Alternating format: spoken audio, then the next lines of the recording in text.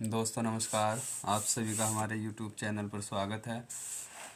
आज हम बच्चों संकरण लेकर आए हैं और संकरण की सहायता से जो अणु की आकृति होती है उस आकृति को कैसे निकाला जाता है, कैसे पहचाना जाता है, ये भी हम आपको आज सिखाएंगे। सबसे पहले है बच्चों संकरण।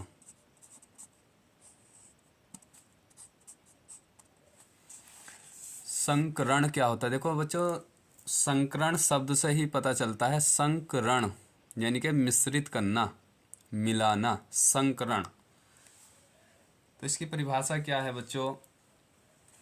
संकरण एक ऐसी घटना है जिसमें किसी परमाणु की संयोजकता जो होती है उस संयोजकता कोश के विभिन्न आकृतियों और लगभग समान ऊर्जा वाले कक्षकों के मिश्रित होने से ही उतनी ही संख्या में जो दूसरे समान आकृति के समान ऊर्जा वाले नवीन कक्षक बनते हैं उन्हें क्या कहते हैं बच्चों? संकरण। जैसे मान लो एक एग्जाम्पल है sp संकरण। एग्जाम्पल से ज़्यादा अच्छा समझ में आता है बच्चों। तो देखो sp संकरण, इसमें एक s उपकक्षक और एक p उपकक्षक मिलने से दो नए जो संकर बनते हैं इसका नाम हुआ sp संकरण। यानी कि इसमें एक s उपकक्षक होता है और एक p उपकक्षक होता है। यानी कि एक s उपकक्षक और एक p उपकक्षक मिलने से जो संकरण प्राप्त होता है उसे क्या कहते हैं? sp संकरण। जैसे sp स्क्वायर है, इसे स्क्वायर नहीं बोलेंगे बच्चों, sp2 संकरण। तो इसका मतलब क्या हुआ कि एक s उपकक्षक और दो p उपकक्षक मिलकर तीन नए संकरण का निर्माण करते हैं। तो ऐसे संकरण को क्या कहते हैं? sp2 संकरण। कुछ एग्जाम्पल हैं बच्चों, जैसे BeCl2। इसमें हमें बच्चों अणु की आकृति बतानी है और संकरण बताना है। इसमें कौन सा संकरण है बच्चों? आपके सिलेबस में 3 प्रकार के संकरण हैं, sp स्क्वायर, sp2 और sp3। इन 3 ही संकरण में से आपके यहाँ आते हैं, sp2 और sp3। देखिए BeCl2 में किस तरीके से निकालेंगे संकरण। जैसे बच्चों Be, तो हमें पहले इनका परमाणु क्रमांक पता होना चाहिए और फिर हम इनका इलेक्ट्रॉनिक विन्यास लिखेंगे। उसके बाद जो वैलेंसी कोश होती है, यानी संयोजकता कोश होती है, उसमें देखते हैं कितने इलेक्ट्रॉन होते हैं और इसी की हेल्प से हम संकरण फाइंड आउट कर सकते हैं। जैसे Be hydrogen, helium, lithium, beryllium, इसका 4 परमाणु क्रमांक होता है बच्चों। तो इसका इलेक्ट्रॉनिक विन्यास लिखेंगे 2,2। तो इसमें वैलेंसी इलेक्ट्रॉन कितने हैं बच्चों? 2। संयोजकता इलेक्ट्रॉन, यानी कि संयोजकता कोश में जितने इलेक्ट्रॉन होते हैं उसे कहते हैं संयोजकता इलेक्ट्रॉन या संयोजी कोश। दूसरे बच्चों, दूसरा तत्व है इसमें क्लोरीन। तो क्लोरीन का परमाणु क्रमांक कितना होता है? 17। इसका इलेक्ट्रॉनिक विन्यास लिखेंगे 2,8,7। तो इसमें संयोजी कोश में कितने इलेक्ट्रॉन है? 7। और इसके क्लोरीन के 2 परमाणु हैं और लास्ट में 7 इलेक्ट्रॉन है, तो इसकी मल्टीप्लाई कर देंगे। 2 × 7 कितने हुए? 14। और बेरिलियम के हुए थे 2, तो इन दोनों को प्लस कर देंगे, यानी कि 2 + 14 = 16। यानी कि BeCl2 में जो संयोजी कोश है इसमें कितने इलेक्ट्रॉन है? टोटल 16। अब बच्चों एक बात याद रखनी है आपको, यदि टोटल इलेक्ट्रॉन 2 से 8 तक होते हैं तो हमें उसको डिवाइड करनी होती है 2 से। और यदि 9 से 56 इलेक्ट्रॉन होते हैं तो हमें डिवाइड करनी होती है बच्चों 8 से। और यदि 56 से ज़्यादा इलेक्ट्रॉन होते हैं तो हमें डिवाइड करनी होती है बच्चों 18 से। ज़्यादातर आपके यहाँ 2 और 8 से डिवाइड होगी, इसी से आपको समझ में आ जाएगा संकरण किस तरीके से निकलेगा, क्योंकि आपके यहाँ 3 संकरण है, sp, sp2, sp3। तो देखते हैं 16 है, तो ये बच्चों 2 और 8 के बीच में था, यानी ज़्यादा इलेक्ट्रॉन है, तो इसको हम डिवाइड करेंगे 8 से। तो इसको डिवाइड जब 8 से करेंगे तो ये आ जाएगा 8 2 जा 16, यानी कि आया हमारा 2। तो एक बात और याद रखनी है, यदि डिवाइड करने के बाद अगर हमारे पास 2 इलेक्ट्रॉन हैं तो संकरण बनेगा sp, और बच्चों 3 है तो संकरण बनेगा sp2, और 4 है तो संकरण बनेगा sp3। और हमें 3 ही प्रकार के संकरण सीखने हैं, इसलिए इन 3 को याद रखें। तो इसमें आया बच्चों 2 इलेक्ट्रॉन, तो 2 के लिए क्या बना sp, तो इसमें संकरण कौन सा हुआ, sp संकरण। इस तरीके से फाइंड आउट कर सकते हैं संकरण को। BeCl2 में संकरण क्या होता है, sp। सेकेंड है बच्चों BeF2, तो Be का तो देखो बच्चों 2 इलेक्ट्रॉन है संयोजी कोष में, और फ्लोरीन का इलेक्ट्रॉनिक विन्यास लिखेंगे हम तो 2 × 7, क्योंकि 9 इसका परमाणु क्रमांक होता है, तो 7 इसके संयोजी कोष में इलेक्ट्रॉन होते हैं, और 2 इसके परमाणु हैं, तो 2 7 जा 14 और 2 16। इसमें टोटल बच्चों 16, 8 से डिवाइड करेंगे तो ये भी आया 2, तो ये भी क्या हुआ, sp संकरण। उसके बाद बच्चों CO2, C कार्बन, कार्बन का परमाणु क्रमांक होता है 6, तो इसका इलेक्ट्रॉनिक विन्यास लिखा है बच्चों 2,4, तो इसके संयोजी कोष में कितने इलेक्ट्रॉन है, 4। और ऑक्सीजन, ऑक्सीजन का होता है बच्चों 8, तो 2,6, इसके संयोजी कोष में कितने इलेक्ट्रॉन है, 6, और 2 परमाणु है, तो 2 छंग 12 और 4 16, तो इसे ही बच्चों ऐसे डिवाइड करेंगे तो ये आएगा 2, तो ये क्या हुआ, sp संकरण। ठीक है बच्चों। इसके बाद है C2H2,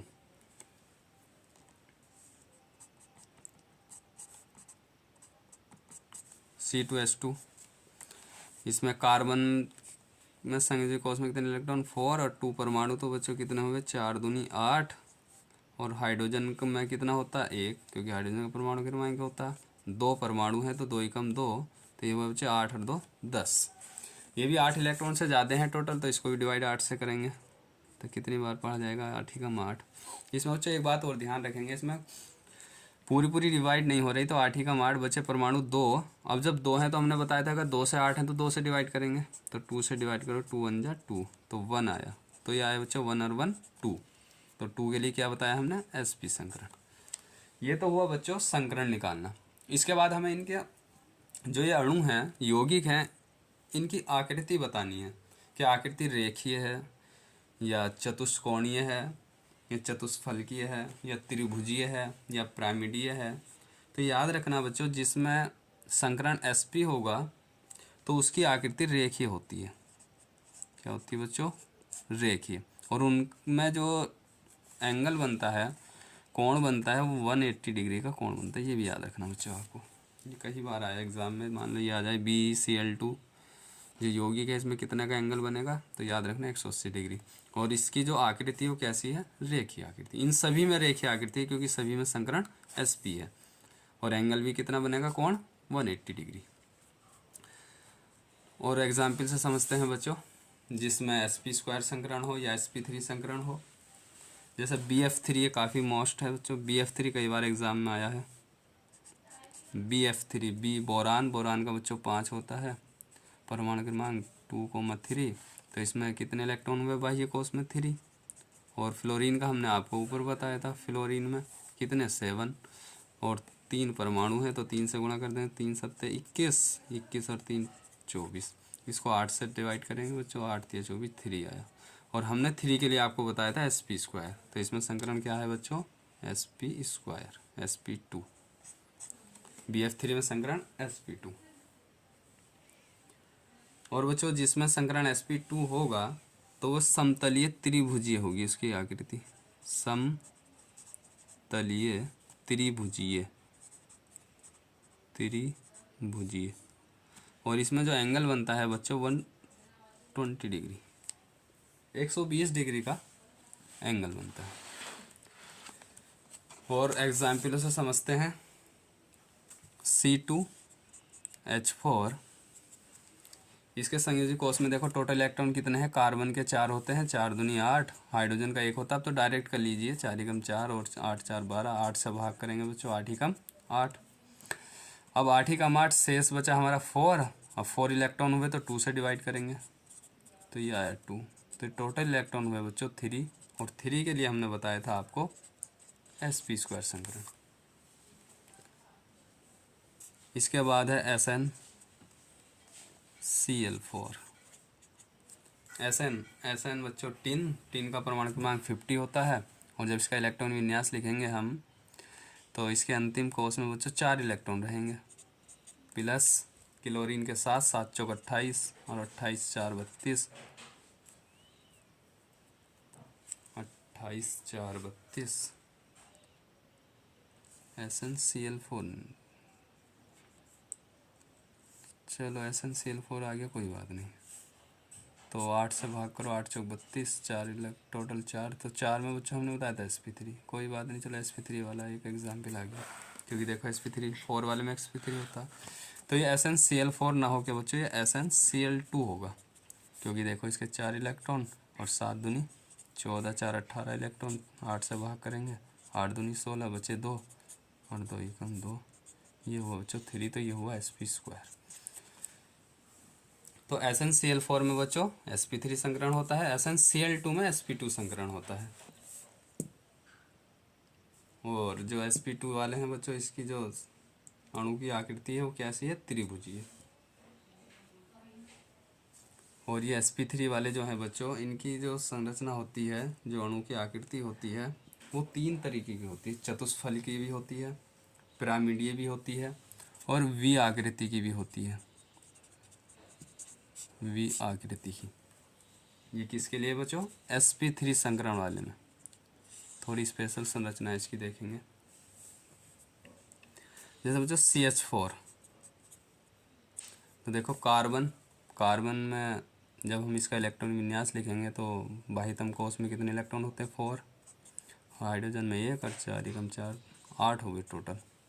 तो इसको 2 से डिवाइड करेंगे, क्योंकि हमें बताया था अगर 2 से 8 इलेक्ट्रॉन है तो 2 से डिवाइड करते हैं, 2 4 जा 8, ये आया 4। 4 के लिए हमने बताया था बच्चों sp3 संकरण, तो ये आया हमारा sp3 संकरण। लेकिन हमने बताया sp3 संकरण में 3 तरीके की आकृति जो होती है, इनकी आकृति जो अणु की आकृति है वो 3 तरीके की होती है sp3 संकरण वालों में। चतुष्फल की भी होती है, और पिरामिडीय भी होती है, और वी आकृति भी होती है। तो तीनों की पहचान याद रखेंगे कैसे, जैसे बच्चों कार्बन 4 है, कार्बन का 4 होता है लास्ट में, अंतिम इलेक्ट्रॉन विन्यास में जो संयुक्त कोष में इलेक्ट्रॉन होते हैं उसमें 4 इलेक्ट्रॉन होते हैं। तो जब 4 इलेक्ट्रॉन हैं तो क्या करेंगे हम, देखो यानी कि sp3 वालों को थोड़ा स्पेशल संरचना में करेंगे, SCH4 जैसे कि इन मेथड से ना करते हुए, क्योंकि 3 प्रकार की आकृति होती है। कार्बन का जब हम इलेक्ट्रॉन विन्यास लिखेंगे तो 2 4 6, और अंतिम इलेक्ट्रॉन में यानी कि संयोजी कोष में 4 इलेक्ट्रॉन है। अब ये जो 4 इलेक्ट्रॉन है, इन 4 को इस तरीके से लिख लेंगे पहले, और ये जो 4 हाइड्रोजन के इसमें से माइनस कर देंगे, 4 में से 4 घटाया 0, और टोटल क्या हुआ 4, और 4 के लिए हमने बताया sp3। तो ये ध्यान देना है, ये जो बच्चों 4 इलेक्ट्रॉन है ये तो है बंध युग्म, इनका क्या नाम है, बंध युग्म, और ये जो प्लस के बाद हैं ये है एकाकी युग्म, एकाकी युग्म। तो आपको ये याद रखना है, यदि एकाकी युग्म शून्य है, यानी कि जो एकाकी युग्म वाले इलेक्ट्रॉन शून्य है, तो उसकी संरचना होगी चतुष्फलकीय। कैसी होगी इसकी संरचना, चतुष्फलकीय। ये ध्यान देना, यदि एकाकी इलेक्ट्रॉन 0 हैं, शून्य हैं, तो उसकी संरचना चतुष्फलकीय और संकरण sp3। जैसे PbCl4, तो इसमें कितने हैं बच्चों, Pb जब इलेक्ट्रॉन विन्यास लिखेंगे हम 82 का, तो इसमें 4 आएंगे अंतिम इलेक्ट्रॉन, और 4 में से 4 घटाए 0, इसमें भी 0 है देखो, तो इसकी भी क्या हो जाएगी, चतुष्फलकीय, और संकरण क्या होगा, sp3। ठीक है बच्चों। इसके बाद SiCl4, इसमें देखो सिलिकॉन का 14 होता है, तो 8 और 2 10 और 4 14, इसमें 4 हैं, प्लस 4 में से 4 घटाए, इसमें भी 0, ये भी क्या हुआ, sp3 संकरण और चतुष्फलकीय संरचना। यानी कि जिसमें 0 एकाकी युग्म इलेक्ट्रॉन होंगे उसकी अणु की आकृति क्या होगी, चतुष्फलकीय, और यदि 1 होंगे तो उसकी होगी बच्चों पिरामिडीय। देखो जैसे NH3, N 7 इलेक्ट्रॉन होते हैं तो 2 5 लिखेंगे, तो 5, और ये हम लिखेंगे जैसे 5 है तो ये पहले 3 लिख देंगे, जो ये 3 है, प्लस 5 में से 3 घटाया 2, 5 में 3 घटाया 2 और 2 से भाग कर दें, 2 एकम 2 1, तो टोटल हुए 4। तो देखो हैं तो 4, संरचना इसका जो संकरण होगा वो तो sp3 होगा, लेकिन ये 1 यहाँ 0 थे तो चतुष्फल की, लेकिन यहाँ 1 है तो ये होगा पिरामिडीय। क्या होगा बच्चों? पिरामिडीय या पिरामिडीय, पिरामिडी या पिरामिडीय। संरचना क्या है इसकी? पिरामिडीय। पिरामिडीय के साथ बच्चों त्रिभुजीय भी लगा सकते हैं, त्रिभुजीय पिरामिडीय। PS3 का देखो, फास्फोरस 15, इसका अंतिम इलेक्ट्रॉन संयोजी कोष में 5 इलेक्ट्रॉन, तो ये 3 ऐसे लिखेंगे पहले, और 5 में से 3 घटाया 2 और 2 एकम 2 1, ये भी 4। तो ये भी देखो बच्चों एक एकाकी युग्म इलेक्ट्रॉन है, तो ये भी क्या हुआ? पिरामिडीय। इसी तरीके से PCl3 का आप करके देखना, ये भी यही आएगा 3+1 पिरामिडीय। अब आते हैं बच्चों, जैसे जल है H2O, तो इसमें क्या है, ऑक्सीजन के 2,6, तो ये 2 ऐसे ले लेंगे, प्लस ऑक्सीजन का परमाणु क्रमांक 8 होता है, तो 2,6 और 6 में से 2 घटाया 4, 2 से भाग करेंगे, 2 दूनी 4, तो 2। इसमें जो एकाकी युग्म आए बच्चों वो 2 आए, टोटल तो 4, तो संकरण हुआ sp3। लेकिन अगर ये 2 हैं तो ये होगा V आकृति। ये ध्यान रखना बच्चों कि एकाकी युग्म 0 है तो चतुष्फलकीय, और 1 है तो पिरामिडीय, और 2 है तो V आकृति। OF2, तो 2 ले लो, ये जो 2 है ये ले लीजिए, और ऑक्सीजन का 6, 6 में 2 घटाया 4, और 4 को 2 से भाग देंगे तो ये भी यही है sp3, ये भी V आकृति है क्योंकि 2 एकाकी युग्म इलेक्ट्रॉन है। इसी तरीके से H2S देख लेना बच्चों करके, ये भी यही आएगा, और है Cl2O, ये भी V आकृति आएगी हमारी।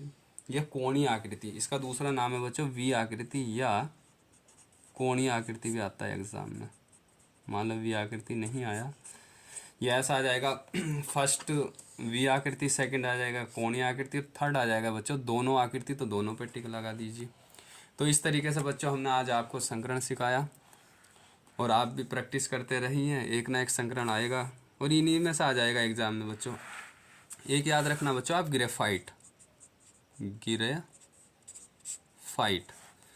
जो ग्रेफाइट होता है बच्चों, इसमें संकरण आपको याद रखना sp2, और एक होता है हीरा। ये काफ़ी बार एग्जाम में आए हैं बच्चों, ग्रेफाइट और हीरे में क्या संकरण होता है, तो हीरे में होता है sp3, हीरे में sp3 संकरण पाया जाता है, ग्रेफाइट में sp2 संकरण पाया जाता है। तो बच्चों मुझे उम्मीद है कि आपको संकरण बहुत अच्छी तरीके से समझ में आया होगा। Thank you very much.